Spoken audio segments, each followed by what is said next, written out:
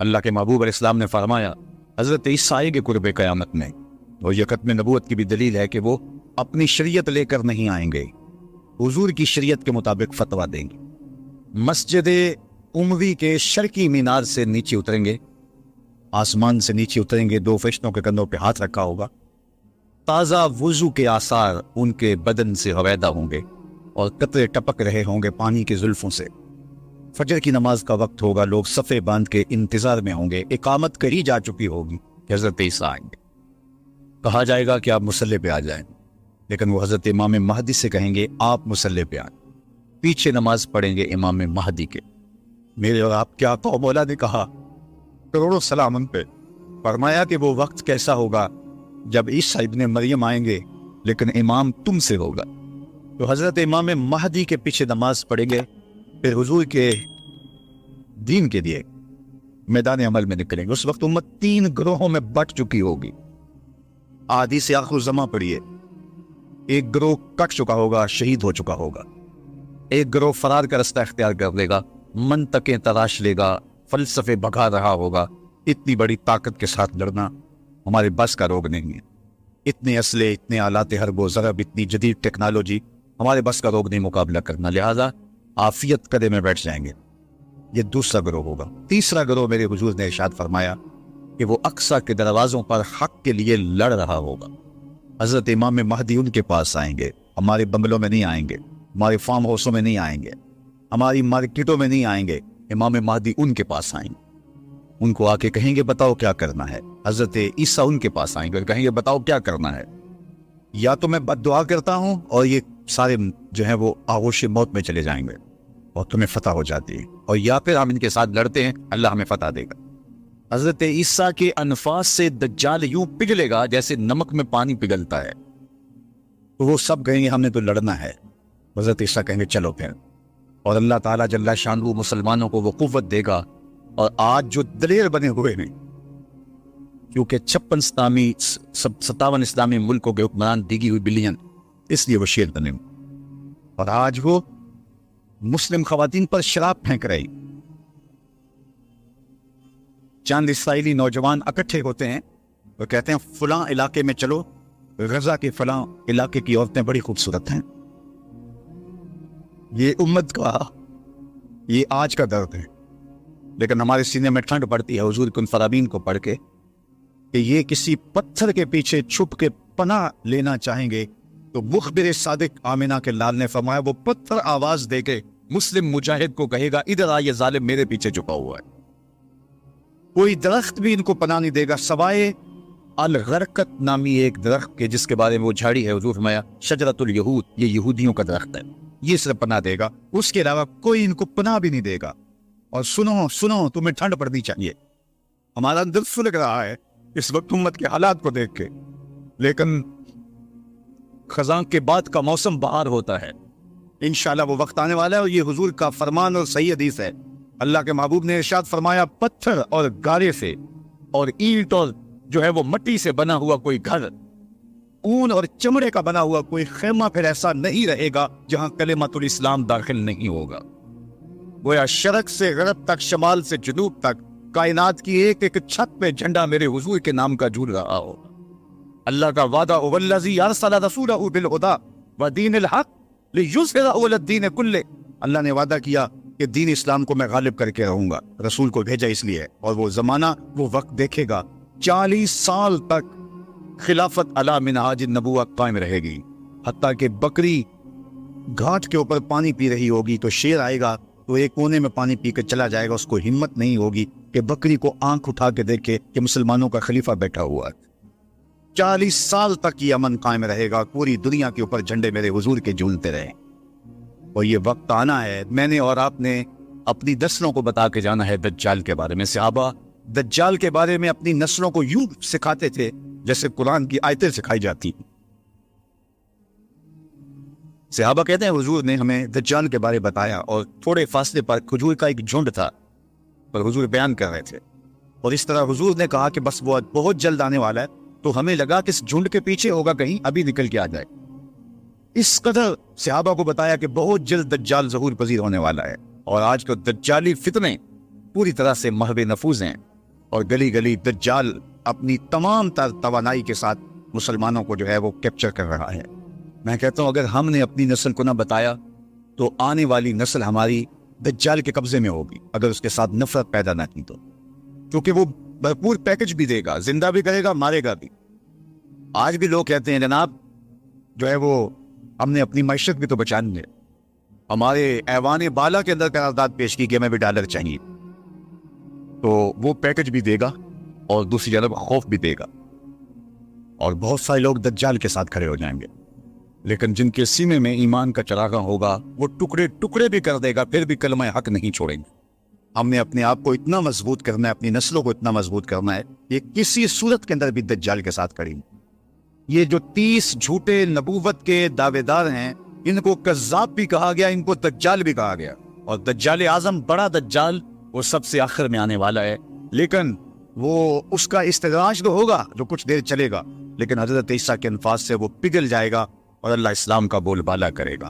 तो आज नहीं तो कल इस्लाम का बोलबाला होने वाला है। इन मुश्किल हालात में तज़ब्ज़ुब में मुब्तला नहीं होना, कमजोरी में नहीं आना। ये मुश्किल हालात हैं इस वक्त उम्मा के ऊपर, और 56-57 इस्लामी मुल्क जो है वो हथियार फेंक चुके हैं। ये कल का ही आप जनरल असम्बली का इजलास उठा के देखिए, कश्मीर की बात की ही नहीं गई, छोड़ दिया कश्मीर को, फलस्तीन का भी नाम छोड़ दें कोई परवाह नहीं, जमाना छोड़ दें।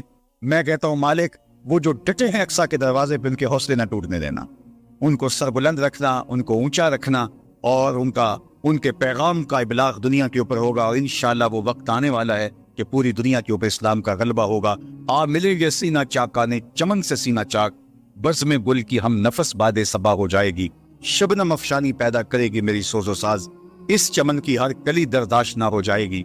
आसमां सहर के नूर से होगा आईना पोश, और जुल्मत रात की सीमा पा हो जाएगी, शब गुरेजा होगी आकर जलवाए खुर्शीद से, ये चमन मामूर होगा नगमाए तौहीद से। इंशाअल्लाह हमने हिस्सा डालना है और दुआ करनी, अल्लाह अगर हमारी जिंदगी में हजरत इमाम महदी हजरत ईसा आए, अल्लाह उनके लश्कर में शामिल फरमाना, और हमारी औलादों या औलादों की जिंदगी में ये सादत उनको नसीब हो, तो अल्लाह वो दज्जाल के साथ ना खड़े हों, वो इमाम महदी के साथ खड़े, हजरत ईसा के साथ खड़े। और इंशाअल्लाह मुझे यकीन है कि हमारी नस्लें दज्जाल के साथ नहीं खड़ी होंगी, क्योंकि रूह और दीन का नूर उनके सीने के अंदर ढेल गए।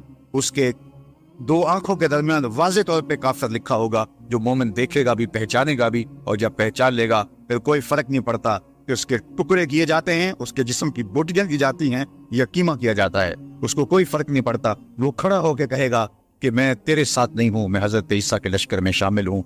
अल्लाह जल्ला शानहू की बारगाह में आप सारे लोगों की आमीन के साथ दुआ है कि अल्लाह इस उम्मत को गलबा अता फरमाए और हमें हुजूर अलैहिस्सलातु वस्सलाम के दीन का सच्चा सिपाही बनाए, और दुनिया आखिरत की बलाइयाँ हमारा मकसूम करे।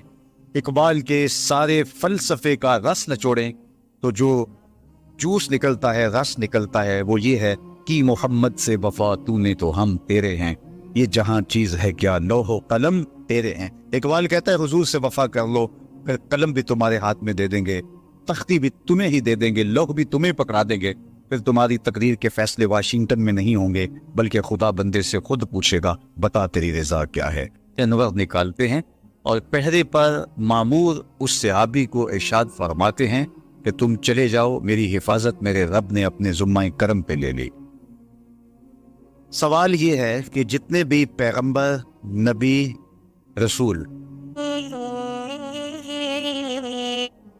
जितने भी पैगंबर, नबी और रसूल तशरीफ लाए हैं, अल्लाह जल्ला शानहू के सच्चे और फरिश्तादा रसूल और पैगंबर थे। उन्हें शहीद किया गया, लेकिन अल्लाह ने उनकी हिफाजत नहीं फरमाई। हुजूर भी अल्लाह के नबी हैं, लेकिन अल्लाह ने अपने महबूब की हिफाजत अपने ज़ुम्मे करम पे ली और कहा कि महबूब तेरी हिफाजत हमारे ज़ुम्मे रही। तो ये एक दूसरा सवाल है। कुरान भी अल्लाह की किताब और बाकी किताबें भी जो इससे पहले नाज़िल हुई वो भी अल्लाह की किताब। हुजूर अल्लाह के रसूल, बाकी उससे कबल जो रसूल और पैगंबर हुए वो भी अल्लाह के फरिश्ताद, उनकी हिफाजत अपने ज़ुम्मे करम पे नहीं ली, हुजूर की हिफाजत अपने ज़ुम्मे करम पे ली। इसका जवाब ही खत्म नबूवत की दलील है, और वो ये कि अगर किसी किताब में तहरीफ राह पा जाती है तो कोई बात नहीं, नई किताब उतरने वाली है। اور لوگوں کے لیے ہدایت کا سرچشمہ سوکھنے والا نہیں، نئی کتاب آنے والی ہے۔ کوئی بات نہیں ہے، کتاب میں تحریف پا گئی ہے تو دوسری کتاب آئے، اس میں تحریف کر لی تیسری کتاب آئی، اس میں تحریف کر لی تو چوتھی کتاب آئی۔ قرآن کے بعد چونکہ کوئی کتاب نہیں ہے، فَبِأَيِّ حَدِيثٍ بَعْدَهُ يُؤْمِنُونَ، اس کے بعد تم کس پہ ایمان لاؤ گے؟ اگر اس میں بھی تحریف کی راہ پائی جاتی ہے تو پھر قیامت تک آنے والے انسانوں کے لیے ہدایت کا کوئی سرچشمہ نہیں ہوگا۔ تو قرآن کی حفاظت کا ذمہ اپنے ذمہ کرم پہ لینا اس بات کی دلیل ہے کہ قرآن کے بعد کوئی کتاب اترنے والی نہیں ہے۔ ایک پیغمبر کو شہید کر دیا جاتا ہے، کوئی بات نہیں، اس کی جگہ نیا پیغمبر آنے والا ہے، اتمام دین کرے گا، اتمام توحید کرے گا، اللہ کے پیغام کا ابلاغ کرے گا، رشد و ہدایت کا چشمہ سوکھے گا نہیں، اس کے ذریعے سے نور بٹتا رہے گا، اجالے پھیلتے رہیں گے۔ دوسرے نبی کو شہید کر دیا جاتا ہے، تیسرے نبی کو، لیکن حضور علیہ السلام کی حفاظت اللہ نے اپنے ذمہ کرم پہ لی کہ محبوب آپ نے اتمام دین کرنا ہے، اگر آپ کو نقصان پہنچ جاتا ہے تو پھر اتمام دین کون کرے گا؟ حضور علیہ السلام کی حفاظت کا اللہ کے ذمہ کرم پہ ہونا اس بات کی دلیل ہے کہ حضور کے بعد کوئی پیغمبر آنے والا نہیں۔ پس خدا بر ما شریعت ختم کر، بر رسول ما رسالت ختم کر۔ لیکن جعلی لوگ، 2 نمبر لوگ اپنے آپ کو نبوت اور رسالت کے دعوے کے ساتھ سامنے لاتے رہیں گے، اور وہ اللہ کے محبوب نے پہلے ارشاد فرما دیا کہ میرے بعد 30 کے قریب دجال آئیں گے جو یہ دعویٰ کریں گے، یہ گمان کریں گے کہ ہم نبی ہیں، ہم رسول ہیں، لیکن فرمایا کہ میرے بعد کوئی رسول نہیں ہے، میں آخری نبی۔ تو مختلف ادوار کے اندر لوگ آتے رہے اور جنہوں نے ادعائے نبوت کیا۔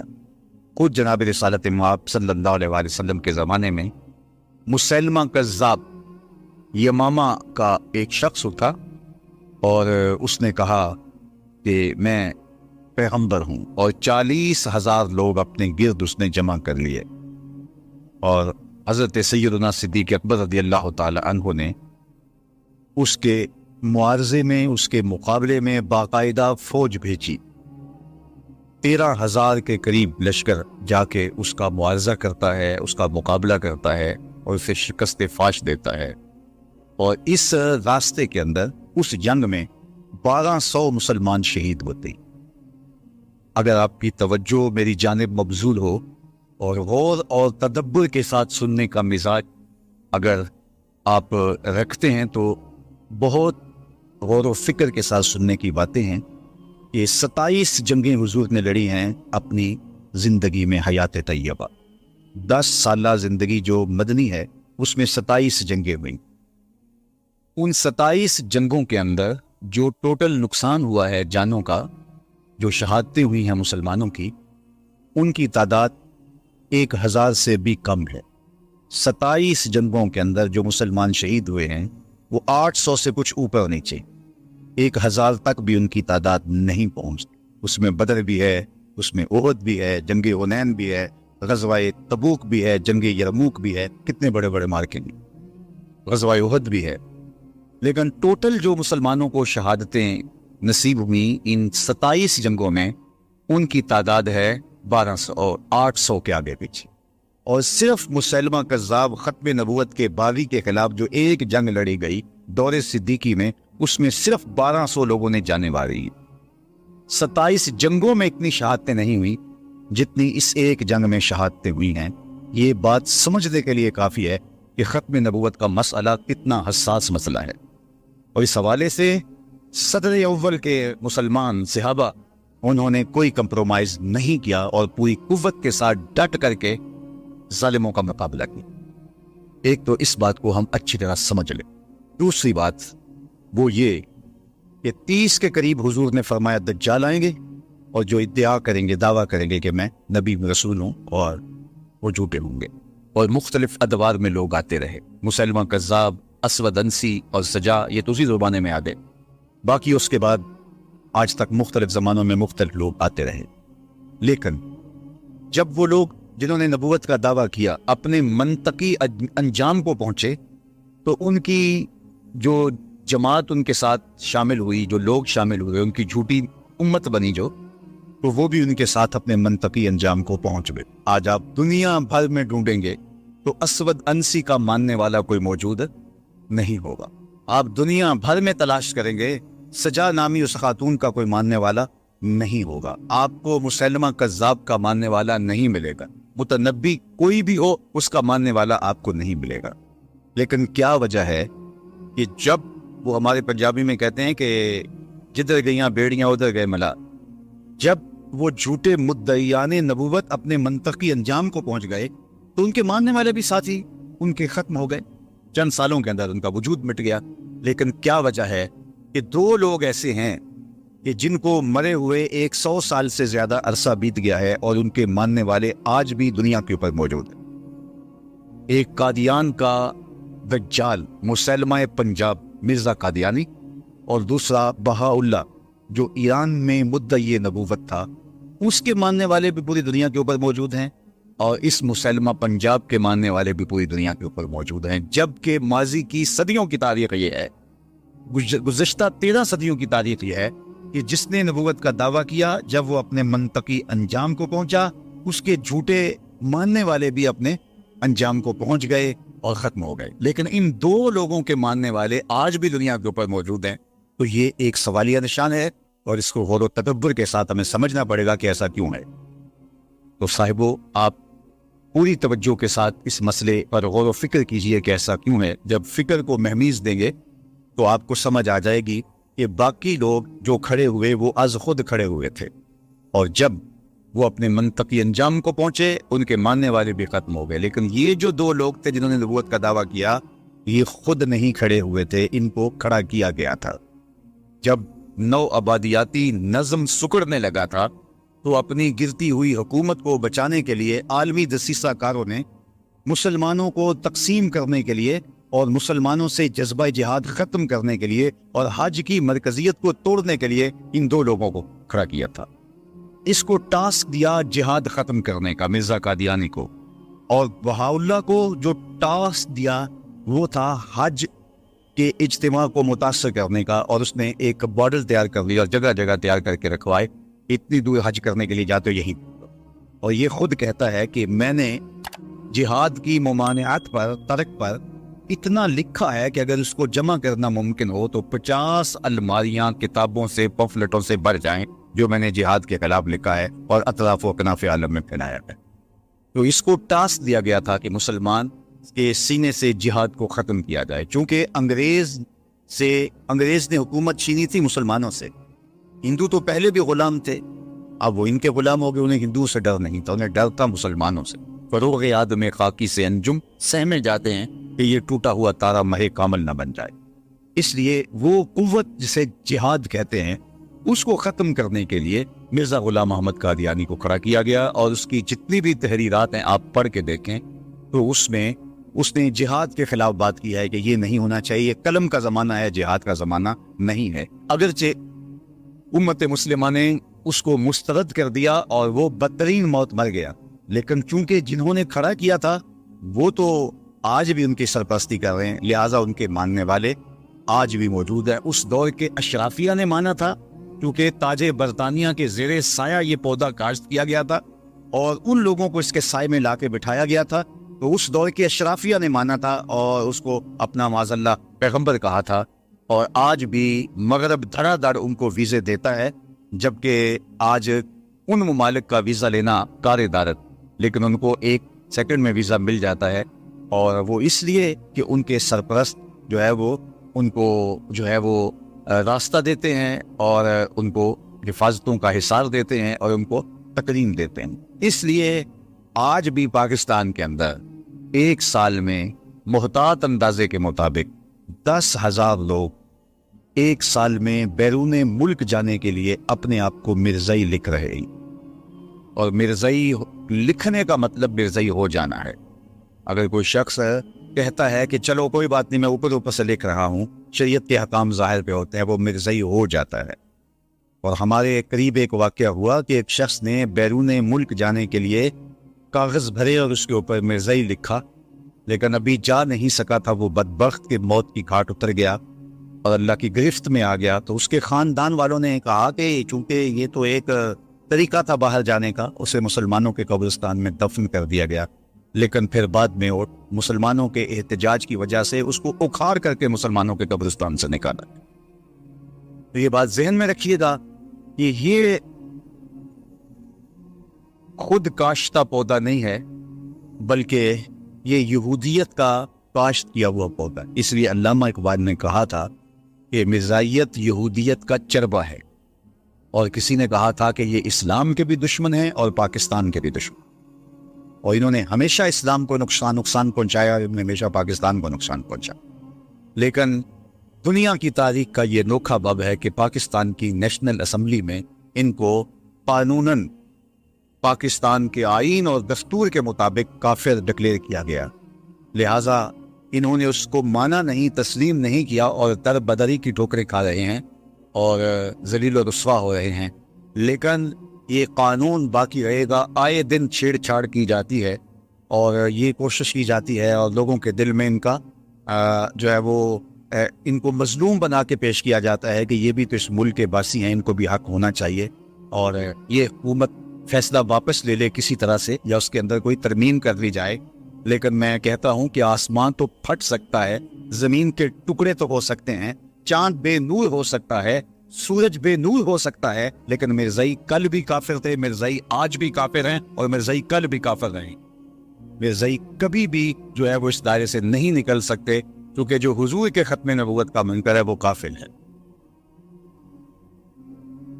दूसरी बात आपकी तवज्जो चाहूँगा, अल्लाह आपके जज्बों को सलामत रखे, लेकिन मैं चाहूँगा कि ज़्यादा से ज़्यादा आप इस मसले को सुनने की कोशिश करें।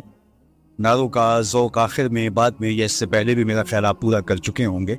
बस मेरी गुफ्तगू की तरफ आपकी तवज्जो रहे तो ये जिहाद के ख़िलाफ़ एक अमली तहरीक थी, और इसकी सरपरस्ती उन लोगों ने की जिनको जिहाद से खतरा था, और ये वही लोग थे जिन्होंने मुसलमानों से हुकूमत चुनी थी। पाकिस्तान बनने के बाद भी इन्होंने पाकिस्तान को कबूल नहीं किया।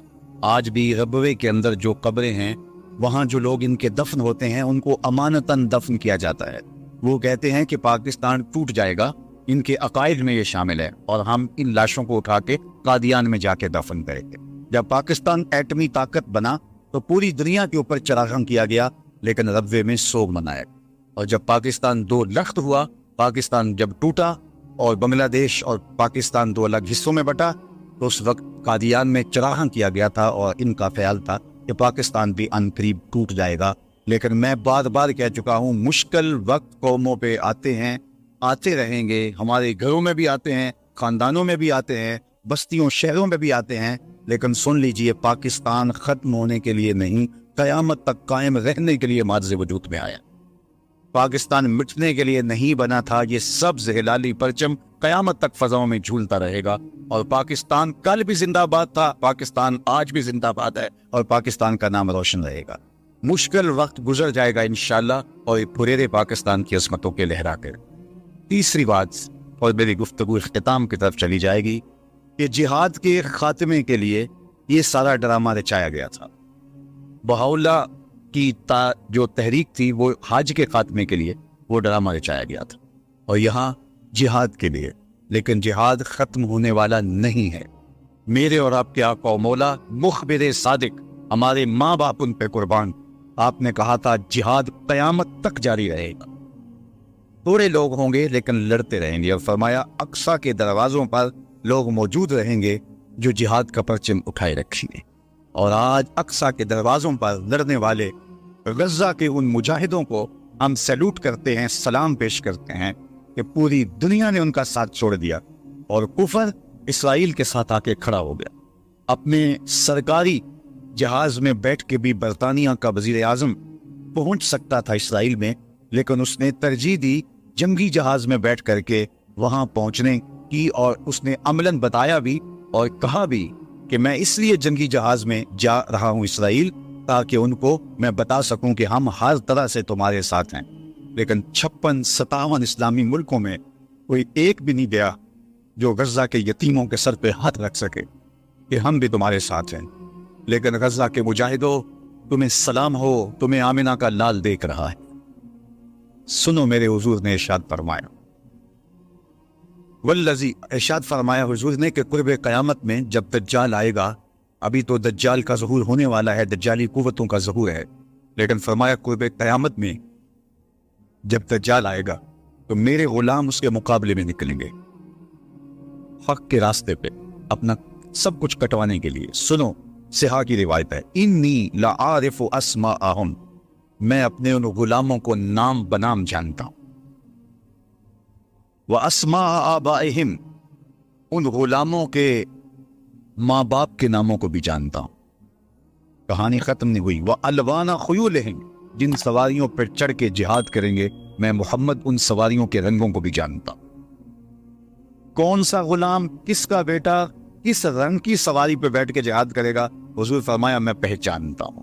غزہ والو تمہیں مبارک ہو، تجھے آمنہ کے لال پہچان رہے ہیں، زمانہ تمہیں چھوڑ دے۔ قرآن مجید کی سب سے بڑی حجم کے اعتبار سے صورت ہے جو 40 آیات پر 40 رکوعات پر مشتمل ہے، اور یہ مدینہ المنورہ میں حضور علیہ السلام کے قلب اطہر پر نازل ہوئی، اور اس صورت کا آغاز حروف مقطعات سے کیا جا رہا ہے۔ حروف مقطعات وہ ہوتے ہیں کہ جن کی تعویل اللہ کے علاوہ کوئی نہیں جانتا، لا یعلم تعویلہ الا اللہ، اس کی تعویل اللہ ہی جانتا ہے، اس کا رسول ہی جانتا ہے۔ ہاں علماء نے اس پر گفتگو کی ہے، الف سے مراد اللہ، لام سے مراد جبریل امین، اور میم سے مراد مصطفیٰ کریم صلی اللہ علیہ وسلم کی ذات ستودہ صفات۔ ویسے یہاں ایک خوبصورت بات لکھی ہے شاہ عبد العزیز محدث دہلوی، وہ فرماتے ہیں الف سے مراد اللہ، بات تو سمجھ میں آتی ہے، اور میم سے مراد محمد صلی اللہ علیہ وآلہ وسلم، یہ بات بھی سمجھ میں آتی ہے۔ تو جبریل تو جیم سے ہوتا ہے، لام سے تو نہیں ہوتا۔ تو یہ جو علماء فرماتے ہیں الف سے مراد اللہ ہے، لام سے مراد جبریل ہے، میم سے مراد محمد صلی اللہ علیہ وآلہ وسلم ہے، تو یہ باقی دو چیزیں تو سمجھ میں آ گئی، لیکن جبریل تو جیم سے ہوتا ہے، لام سے تو نہیں ہوتا۔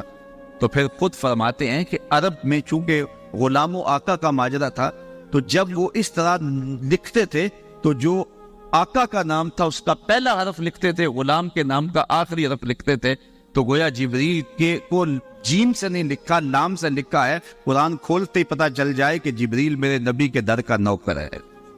تو یہاں یہ فکر کہ جبریل استاد تھا، معلم تھا اور حضور شاگرد تھے، اس کی نفی قرآن کھولتے ہی ہو گئے کہ اس کو جیم سے نہیں لکھا گیا، اس کو لام سے لکھا گیا ہے۔ تو کہا الف لام میم ذالک الکتاب لا ریب فیہ، یہ وہ بابرکت بلند رتبہ کتاب قرآن مجید ہے جس میں کوئی شک نہیں۔ دنیا کی کوئی کتاب آپ کو نہیں ملے گی، بڑے سے بڑا مصنف بھی، جو بڑا کہنہ مشق مصنف ہو، وہ بھی کتاب لکھنے کے بعد کتاب کے شروع میں، آغاز میں یا اس کے آخر پہ لکھتا ہے کہ اس میں کسی قسم کی کوئی کمی کوتاہی پائیں، کوئی سکم پائیں تو مجھے آگاہ کر دیں تاکہ آئندہ ایڈیشن میں اس کی اصلاح کی جا سکے۔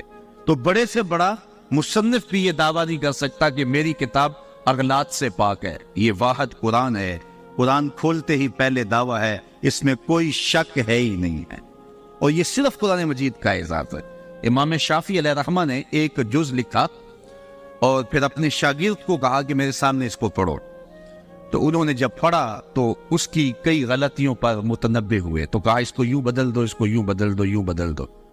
پھر دوسرے دن فرمایا کہ اب تبدیلی کے بعد دوبارہ پڑھو۔ تو جب دوبارہ آپ کے سامنے وہ کتاب پڑھی گئی تو امام شافعی فرمانے لگے کہ اس لفظ کی جگہ یہ لفظ ہوتا تو زیادہ اچھا تھا، یہاں سے تبدیلی کرو، یہاں سے تبدیلی کرو، یہاں سے تبدیلی کرو۔ تو اس نے تبدیلی کی، تو اگلے دن جب پھر پڑھی گئی تو پھر نئی غلطیوں پر آپ آگاہ ہوئے۔ کہتے ہیں وہ کتاب امام شافعی کے سامنے 70 مرتبہ پڑھی گئی، اور ہر بار کسی نئی غلطی سے آگاہ ہوتے۔ پھر جب اتنی مرتبہ پڑھی جا چکی تو امام شافعی اپنے شاگرد سے کہنے لگے داؤ اسے چھوڑ دے، یہ حق شافعی کی کتاب کو نہیں ہے کہ اس میں کوئی شک نہ ہو، اس میں کوئی غلطی نہ ہو اور امکان نہ ہو، یہ حق صرف اللہ کی کتاب قرآن مجید کو ہی آ سکتا ہے کہ یہ کتاب کھولتے ہی یہ دعویٰ موجود ہے کہ اس میں کوئی شک نہیں ہے، لا ریب فیہ۔ تو یہاں لا نفی جنس کے لیے ہے کہ یعنی مطلق کوئی بھی اس کے اندر شک ہے ہی نہیں، نفس کتاب میں کوئی شک نہیں۔ اگر کسی کے ذہن میں شک ہو وہ ایک امر آخر ہے، اور وہ آگے چل کے سورہ بقرہ میں ارشاد فرمایا گیا کہ جو ہم نے اپنے عبد خاص پہ اتارا اس میں اگر تمہیں شک ہے تو اس کی مثل ایک صورت لا کے دکھاؤ۔ تو کسی کے نفس میں شک ہو، کسی کے ذہن میں تردد ہو، وہ ایک امر آخر ہے، نفس کتاب کے اندر لا ریب فی مطلق نفی کر دی گئی، جنسیت جنس کی نفی کر دی گئی کہ شک نام کی چیز ہی اس کتاب میں نہیں۔ اتنی مبرہ، اتنی پاکیزہ اور اتنی خوبصورت کتاب ہے کہ یہاں شک نہیں ہے۔ ہدی للمتقین، اور یہ کتاب ہدایت ہے ڈر والوں کے لیے۔ جو متقی ہے، تقوی کا لفظ جو ہے وہ قرآن مجید میں تقریباً 33 دفعہ موجود ہے، اور یہ لفظ ایسا ہے جس سے ہر دینیات کا طالب علم اچھی طرح سے آشنا ہے۔ ہم نے یوں ہی گوشت سنبھالا ہے، ہم تقوی کے لفظ سے جو ہے وہ آگاہ ہیں، اور ہمیں تقوی کا جو ہے وہ ایک سطحی سا مفہوم بھی اچھی طرح سے ازبر ہے کہ تقوی سے مراد کیا ہے۔ تو اس پر علماء نے بہت کچھ لکھا بھی ہے، اور یہ قرآن مجید کا اہم موضوع بھی ہے، اور تقوی کا حاصل ہونا یہ مومن کی زندگی کا مقصود بھی ہے۔ تو اس تقوی کو سمجھ لینا چاہیے کہ یہ تقوی کیا ہے، اور تقوی کے حاملین ہی متقی کہلاتے ہیں۔ تو متقیوں کے لیے یہ کتاب سراپا ہدایت ہے۔ تو اس پر اہل علم نے بہت کچھ لکھا۔ کسی نے کہا کہ نیکنے کے بعد جو طبیعت کے اندر ایک تذبذب ہوتا ہے کہ میری نیکی قبول ہوئی ہے یا نہیں ہوئی، تو اس کا نام تقوی ہے۔ نیکی کرنے کے بعد بھی ڈرتا رہے، اور یہ حضرت شیخ جہانگیر سمنانی علیہ رحمہ کا قول ہے، اور اس کی تائید میں حضرت علی المرتضیٰ رضی اللہ تعالی عنہ سے مروی ایک روایت بھی موجود ہے کہ نیکی کرنے کے بعد بھی انسان ڈرتا رہے کہ پتہ نہیں میری نیکی بھی قبول ہوئی ہے کہ نہیں۔ اور اگر اس پر عمل دیکھنا ہو تو وہ سیدنا فاروق اعظم کا عمل موجود ہے کہ عید کے دن رو رہے تھے، تو کسی نے پوچھا کہ حضرت آج تو خوشیوں بھرا دن ہے، تو کہا مجھے نہیں پتا میرے روزے قبول ہوئے ہیں یا کہ نہیں ہوئے، میں مقبولین میں سے ہوں یا مطرودین میں سے۔ تو یہ ہے نیکی کرنے کے بعد بھی ایک کھٹکا رہے، ڈر رہے کہ پتہ نہیں میری نیکی قبول ہے کہ نہیں، چونکہ جو گناہ ہوتا ہے وہ کنفرم ہے کہ گناہ ہے۔ تو نیکی میں تھوڑا سا فرق نیت کا آ گیا، تو یوں کہ یہ بڑی حساسیت ہے اس معاملے کے اندر۔ وہ کیا اقبال نے کہا تھا، براہیمی نظر لیکن بڑی مشکل سے ملتی ہے، ہوس چھپ چھپ کے سینوں میں بنا لیتی ہے تصویریں۔ تو یہ بڑی باریک سی چالیں ہوتی ہیں، ریا کی بھی، عجب کی بھی، اور بہت ساری چالیں جو عمل کو برباد کر دیتی ہیں۔ اس لیے جو ہے وہ نیکی کرنے کے بعد بھی وہ جو طبیعت کے اندر بے چینی ہوتی ہے کہ پتہ نہیں میری نیکی قبول ہوئی ہے یا کہ نہیں، تو اس کو تقویٰ کہتے ہیں۔ تقوی کے بارے میں یہ بھی کہا گیا کہ گناہ سے قلبی نفرت اور نیکی کی طرف قلبی رغبت کا نام تقویٰ ہے۔ لیکن میرے خیال میں تقوی کے حوالے سے بہت اچھا حضرت کعب بن احبار سے مروی ہے، جب حضرت عمر رضی اللہ تعالیٰ عنہ نے ان سے پوچھا کہ تم پچھلی کتابوں کے عالم بھی ہو اور قرآن بھی پڑھا ہے، تم بتاؤ کہ تقویٰ کیا ہے۔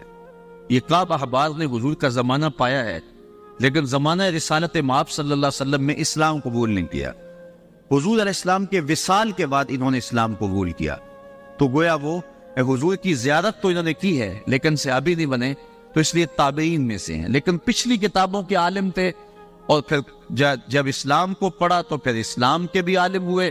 تو یہ بڑے اہم شخص تھے اس اعتبار سے، اور صحابہ ان سے کچھ امور کے اندر رجوع کرتے تھے۔ تو حضرت عمر نے ان سے پوچھا کہ تم نے پچھلی کتابوں کو بھی پڑھا ہے اور اسلام کو بھی پڑھا ہے، تو تم بتاؤ کہ تقویٰ کیا ہے۔ تو کعب احبار نے سوال کرنے پر حضرت عمر سے کہا کہ کبھی آپ ایسی وادی سے گزرے ہیں جہاں خاردار جھاڑیاں ہوں؟ تو حضرت عمر نے کہا ہاں کئی مرتبہ گزرا ہوں۔ تو کہا کہ پھر تم نے کیا کیا؟ تو حضرت عمر نے کہا کہ میں نے کپڑے سمیٹ لیے کہ جھاڑیوں سے گزر رہا ہوں، کو کانٹا میرے دامن سے الجھ نہ جائے اور میرا لباس تار تار نہ ہو جائے۔ حضرت کعب احبار کہنے لگے فضا کا تقویٰ بھی یہی ہے کہ دنیا سے یوں گزر جاؤ کہ کوئی کانٹا تمہارے دامن سے الجھ نہ جائے اور تمہیں داغدار نہ کر دے۔ گناہوں سے بچ بچ کے زندگی گزارنے کا نام تقویٰ ہے۔ تمام عمر طوفان سے کھیلتے گزری، نیا کے ڈوبنے کا ڈر بھی رہا۔ تو ساری زندگی یوں ہی گزرتی ہے، اور مومن وہ صوفیہ فرماتے دنیا میں اس طرح رہو جس طرح کشتی پانی میں رہتی ہے، پانی میں رہتی ہے لیکن اپنے اندر پانی نہیں آنے دیتی۔ کشتی پانی میں رہے تو خیر ہے، لیکن پانی کشتی میں آ جائے تو کشتی کو لے ڈوبتا ہے۔ تم دنیا میں رہو، دنیا تمہارے اندر نہ رہے۔ تو اگر بندہ دنیا میں رہے تو خیر ہے، لیکن دنیا بندے کے اندر اتر آئے تو ابو نعیم الاصفہانی کا فتویٰ سنیے، حلیہ میں لکھتے ہیں من نظر الی الدنیا نظر لہ اخرج اللہ تعالی من قلبہ نور الیقین والزہد۔ جو دنیا کو محبت کی نظر سے دیکھتا بھی ہے، اللہ اس کے دل سے زہد اور تقوی کے نور کو کھینچ لیتا ہے، اس کے پلے کچھ رہتا نہیں ہے۔ اس لیے ہمارا مقصود رضا الہی ہے اور اسی کے لیے ہمیں کوشش ہونی چاہیے اور اس کے لیے ہم اپنے تزکیے کی طرف متوجہ ہوں. صبح سے لے کر شام تک جب ہمارا وظیفہ ہی دنیا بن جائے گی تو ہمارا اندر باطن لٹ جائے گا. بے چینی، اضطراب اور بے سکونی پھر وہ کبھی بھی نہیں مٹنے پائے گی. اس کے ہم بڑے مداوے کریں گے، لیکن اصل جب دنیا کی محبت دلوں میں راسخ ہو جاتی ہے تو پھر جو ہے وہ یہ دل بنایا یہ اللہ تعالیٰ نے اپنی یاد کے لیے ہے اور وہ گوارا نہیں کرتا اس کے اندر کسی اور کی محبت ہو. تو صوفیہ نے یہ بڑا خوبصورت نسخہ دیا کہ دنیا میں اس طرح رہو جس طرح کشتی پانی میں رہتی ہے. پانی میں رہے گی، خود بھی تیرے گی، اوروں کو بھی ترائے گی، لیکن پانی اگر اندر آ گیا تو باقیوں کو بھی لے ڈوبے گی اور خود بھی ڈوب جائے گی.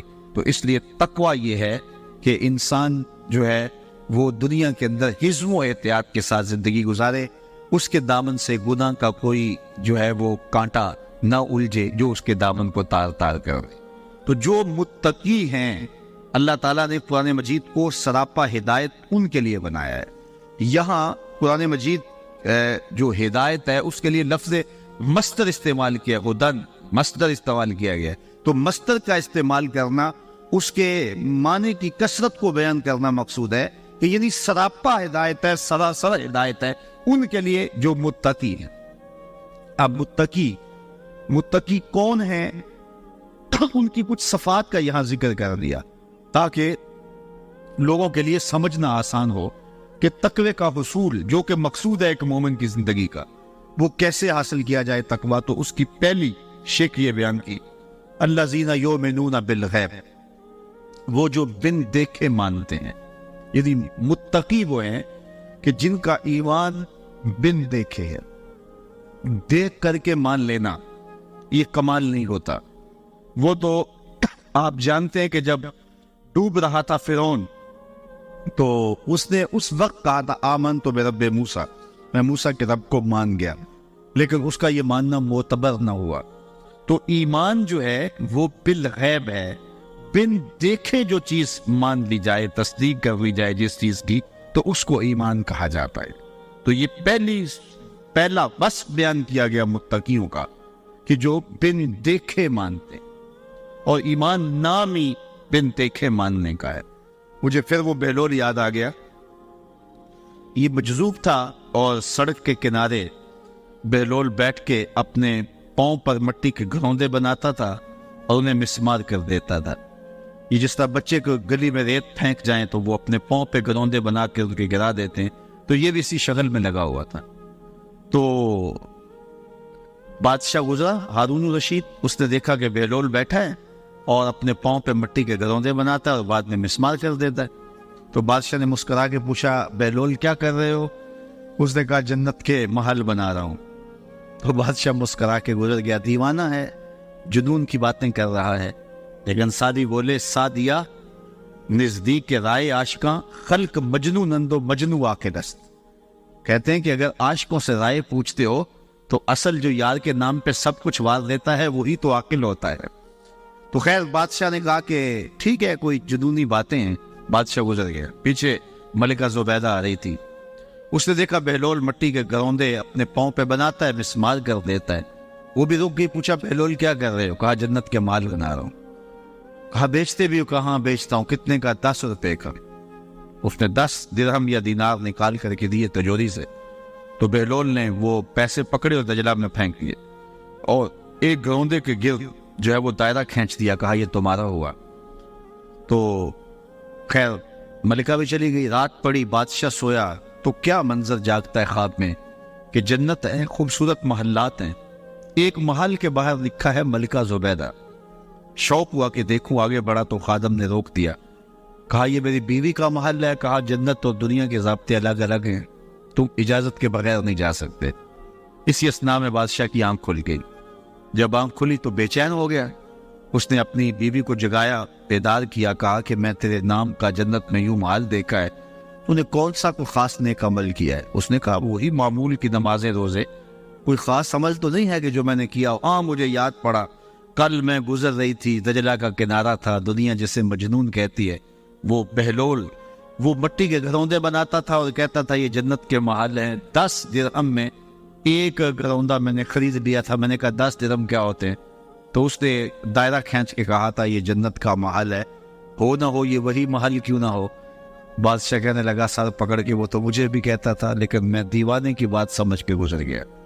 اگلے دن بادشاہ قصدن وہاں سے گزرا اور دل میں تھا کہ آج بہلول پھر اسی شغل میں مل جائے، تو بہلول واقعی مٹی کے گروندے بنا رہا تھا اور پھر ہاتھوں سے مسمار کرتا چلا جا رہا تھا۔ تو ہارون الرشید رک کے کہنے لگا کہ اے بہلول کیا کہہ رہے ہو؟ اب دل دھڑک رہا ہے کہ کل والا جواب بھی ملے تو کیا پوپو۔ تو بہلول نے کہا جنت کے محل بنا رہا ہوں۔ بادشاہ کا دل تھوڑا سا سکون میں آیا تو کہا آپ بیچتے بھی ہو؟ کہا ہاں بیچنے کے لیے بنا رہا ہوں۔ کہا کتنے کا؟ کہا آدھی حکومت لگے گی۔ کہا کل تو 10 درہم کا میری بیوی نے خریدا، کہا اس کے لیے آج بھی 10 درہم کا ہے۔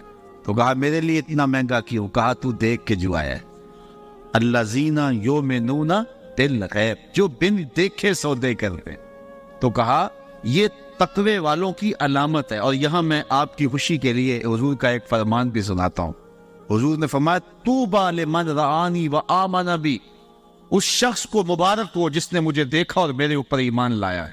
چاند پھٹتے ہوئے دیکھا، سورج واپس آتے ہوئے دیکھا، کنکروں کو کلمے بولتے دیکھا، درختوں کو سلامیاں دیتے دیکھا، اس شخص کو مبارک ہو۔ وہ بدبخت ہے کہ کنکروں کو کلمے پڑھتے ہوئے دیکھ کر بھی نہیں مانے، لیکن تم نے مان لیا۔ کہا تمہیں تمہارے ایمان لانے کی میں ایک مبارک دیتا ہوں، طوبی لمن رآنی وآمن بی، اس شخص کو مبارک ہو جس نے مجھے دیکھا اور میرے اوپر ایمان لایا۔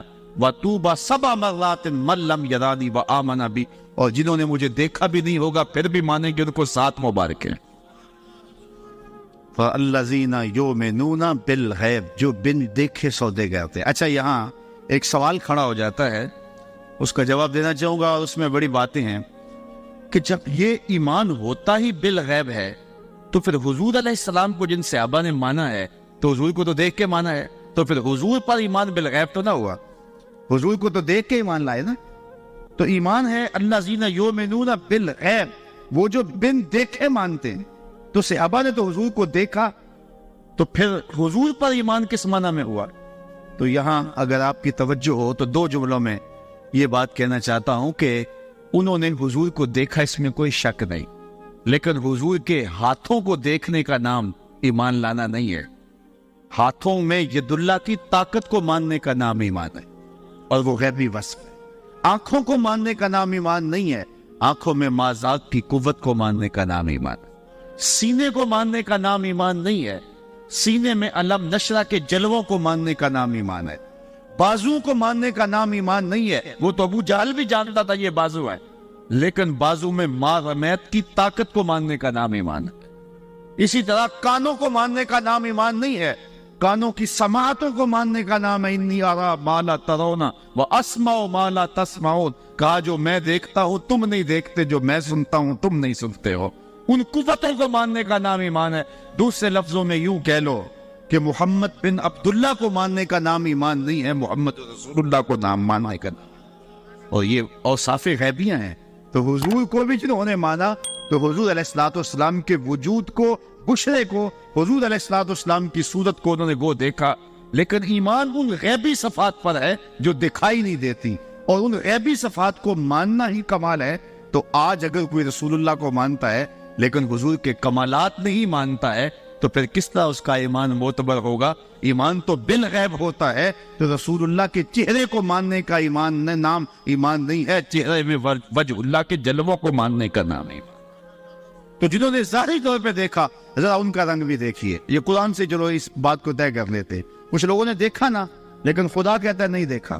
ذرا غور کیجیے اس جملے پہ، وَتَرَاهُمْ يَنْظُرُونَ إِلَيْكَ وَهُمْ لَا يُبْصِرُونَ۔ کیا مرحلہ محبت ہے، اور کیا اللہ تعالیٰ نے جو ہے وہ کمال کر دی کہ فرمایا کہ وَتَرَاهُمْ يَنْظُرُونَ إِلَيْكَ، محبوب آپ ان کو دیکھ رہے ہیں، آپ ان لوگوں کو دیکھ رہے ہیں۔ وَتَرَاهُمْ، آپ ان کو دیکھ رہے ہیں، کیا؟ يَنْظُرُونَ إِلَيْكَ، کہ یہ تمہیں دیکھ رہے ہیں۔ اے محبوب آپ ان کو دیکھ رہے ہو کہ یہ آپ کو دیکھ رہے ہیں، آپ ان کے دیکھنے کو دیکھ رہے ہو۔ وَهُمْ لَا يُبْصِرُونَ، میں خدا ہو کے کہہ رہا ہوں کہ یہ تمہیں دیکھ ہی نہیں رہے۔ ذرا غور تو کیجیے، ایک ہی آیت میں 3 باتیں گئی، وَتَرَاهُمْ يَنْظُرُونَ إِلَيْكَ وَهُمْ لَا يُبْصِرُونَ، محبوب آپ دیکھ رہے ہیں کہ یہ تمہیں دیکھ رہے ہیں، میں کہتا ہوں نہیں دیکھ رہے. ذرا اس میں تھوڑی دیر کے لیے رک جائیے کہ یہ دیکھ رہے ہیں اور ان کے دیکھنے کو محبوب آپ دیکھ رہے ہیں، لیکن میں کہتا ہوں خدا ہو کہ نہیں دیکھ رہے. اللہ اکبر. وَتَرَاهُمْ يَنْظُرُونَ إِلَيْكَ وَهُمْ لَا يُبْصِرُونَ. محبوب یہ دیکھ رہے ہیں، آنکھیں پھاڑ پھاڑ کے دیکھ رہے ہیں، لیکن میں کہتا ہوں نہیں دیکھ رہے، اس لیے کہ جنہوں نے تجھے اپنے جیسا دیکھا ہی نہیں ہے. کول ہندیاں میں کہیں اپنا نہ جانے، دل والے آکھیا دلدار آ گئے. یار تبھی تو قبر میں سوال ہوتا ہے نا ابو جہل کو، من ربو کا، ما دینو کا، ما کنت تقولو فی ھذا الرجل. حضور سامنے ہیں. ابو جہل کو سوال ہوتا ہے کہ حضور کے بارے میں، حضور سامنے ہے، ذرا توجہ فرمائیے، حضور سامنے ہیں. ابو جہل کو سوال ہوتا ہے ان کے بارے میں کیا کہتا ہے، یہ کون ہے؟ ابو جہل کو قبر میں سوال ہو رہا ہے، حضور سامنے ہے، پوچھا جاتا ہے یہ کون ہے، تو ابو جہل کیا کہتا ہے ہاتھ لا ادری، ہائے افسوس میں تری پہچانتا یہ کون ہے، مجھے تو نہیں پتا یہ کون ہے. یار اگر پتا نہیں ہے تو پتھر کس کو مارتا تھا؟ پتا نہیں ہے تو کانٹے کس کی راہوں میں بچھاتا تھا؟ پتا نہیں ہے تو دارالندوہ میں بیٹھ کے قتل کی سازش کس کے خلاف تیار کی ہے؟ کس کے اوپر اوجریاں ڈلواتا تھا؟ لیکن وہ کہتا ہے ہاتھ لا ادری، ہائے افسوس میں نہیں جانتا. ساری زندگی آنکھیں پھاڑ پھاڑ کے دیکھتا رہا، آج قبر میں حضور سامنے ہیں، سوال ہوتا ہے بتا یہ کون ہے؟ وہ کہتا ہے ہاتھ لا ادری، ہائے افسوس میں نہیں جانتا. 14 صدیاں گزرنے کے بعد غازی ممتاز قبر میں اترتا ہے. فرشتے پوچھتے ہیں غازی بتا یہ کون ہے؟ تو غازی کہتا ہے پیچھے ہٹو، پہلے پائے ناز کو چوم تو لینے تو، میں تو مر کے پہنچا ہوں یہاں اس دل ربا کے واسطے. یہ تو بخت سور گئے کہ میری قبر میں آئے وہ میرے مزار پہ گھونگٹ اتار کے، آئے وہ میرے مزار پہ گھونگٹ اتار کے، مجھ سے نصیب اچھے ہوئے میرے مزار کے. یہ تو بخت سور گئے کہ وہ میری قبر پہ آئے، پیچھے ہٹو، پہلے مجھے پاؤں تو چوم لینے دو. ساری زندگی تو میں ناتے ہی ان کی پڑھتا رہا، میں تو ذکر ہی ان کا کرتا رہا. پھانسی کا پھندا چوم کے میں نے ایسے ہی گلے میں تو نہیں ڈالا تھا، میں نے اس لیے سب کچھ قربان کیا تھا کہ ان کا دیدار نصیب ہو جائے. سوال کھڑا ہو گیا، جس نے ساری زندگی دیکھا وہ کہتا ہائے افسوس میں نہیں پہچانتا یہ کون ہے. اور 14 صدیوں کے بعد غازی علم الدین قبر میں اترتا ہے، عامر چیمہ قبر میں اترتا ہے. سوال ہوتا ہے کہ یہ کون ہے؟ تو کہتے ہیں پیچھے ہٹو، پہلے پائے ناز چوم لینے دو. جس نے دیکھا وہ پہچانتا نہیں، جس نے نہیں دیکھا وہ پہچان رہا ہے. تو اس کا سبب کیا؟ تو صاحب و سبب یہ ہے، اقبال کہتا ہے در دل مسلم مقام مصطفیٰ، آبروئے ماز نام مصطفیٰ. مومن کے دل میں ڈیرے حضور کے ہوتے، اور اس کی آنکھوں نے دیکھا تھا، اس کے دل نے نہیں دیکھا تھا. ابو جہل کی آنکھوں نے دیکھا تھا اور رب نے نفی کر دی. وَتَرَاهُمْ يَنْظُرُونَ إِلَيْهِ. محبوب یہ آنکھیں پھاڑ پھاڑ کے دیکھ رہے ہیں اور آپ ان کے دیکھنے کو دیکھ رہے ہو. وَهُمْ لَا يُبْصِرُونَ. میں خدا ہو کے کہہ رہا ہوں یہ نہیں دیکھ رہے، اس لیے کہ انہوں نے دیکھا ہی نہیں. تو حضور کے بازوؤں کو ماننے کا نام ایمان نہیں، بازو میں مارمیت کی طاقت کو ماننے کا نام ایمان ہے. تو وہ غیبی صفات کو ماننے کا نام ایمان ہے. تو یہ اگرچہ 14 صدیوں کے فاصلے پہ تھے، انہوں نے وہ بازو نہیں دیکھے، بازو کی قوت کو تو مانا ہے نا، تبھی تو کھڑے ہو کے پڑھتے تھے جس کو بارے دو عالم کی پرواہ نہیں، ایسے بازو کی قوت پہ لاکھوں سلام. تو انہوں نے بازو نہیں دیکھے لیکن اس قوت کو مانا ہے. انہوں نے آنکھیں نہیں دیکھی لیکن آنکھوں کے قوال کو مانا ہے. انہوں نے سینہ نہیں دیکھا لیکن علم نشرہ کے جمال کو مانا ہے. انہوں نے ہونٹ نہیں دیکھے لیکن پتلی پتلی گلے قدس کی پتیاں، ان لبوں کی نزاکت پہ لاکھوں سلام کے ترانے تو پڑے ہیں. اس لیے ایمان جو ہے وہ بالغیب ماننے کو کہتے ہیں. تو ارشاد فرمایا متقین کی پہلی صفت یہ ہے الذین یؤمنون بالغیب، جو بن دیکھے مانتے. تو یہ کمال ہے، بن دیکھے ماننا، انڈٹھا سودا کرنا، اور وہ جو بھی کرے گا وہ بامراد ہوگا. کیونکہ اگر آنکھوں سے انہوں نے دیکھا تو ان آنکھوں میں تو مٹی پڑ گئی قبر کی. اس وقت تو دل کی آنکھیں کھلی، تو دل کی آنکھوں نے دیکھا ہی نہیں تھا. تو دل کی آنکھوں نے دیکھا نہیں تھا تو اب وہ پہچان نہیں سکے.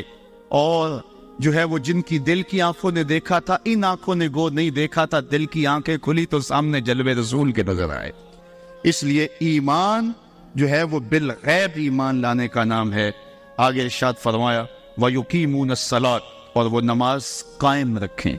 نماز یہ دوسری صفت ہے اہل تقوی کی، کہ ایک تو وہ بالغیب مانتے ہیں، ایمان بالغیب رکھتے ہیں، بن دیکھے سودے کرتے ہیں، اور دوسری بات کہ وہ اقامت صلاۃ کا فریضہ سر انجام دیتے ہیں، 5 گانا نماز، یہ ان کا معمول زندگی، یہ متقیوں کی صفت ہے۔ پہلی صفت کا تعلق اعتقادات سے ہے، اب دوسری صفت کا تعلق جو ہے وہ عبادات سے ہے، اور عبادت بدنیہ سے ہے، کہ وہ 5 گانا نماز شعار زندگی رکھتے ہیں، اقامت صلاۃ کا مفہوم اچھی طرح سمجھتے ہیں، اور ان کی پیشانیاں رب کے حضور جھکتی ہیں۔ کتنے خوش نصیب لوگ ہوتے ہیں جنہیں رب کے حضور سجدہ میسر ہو۔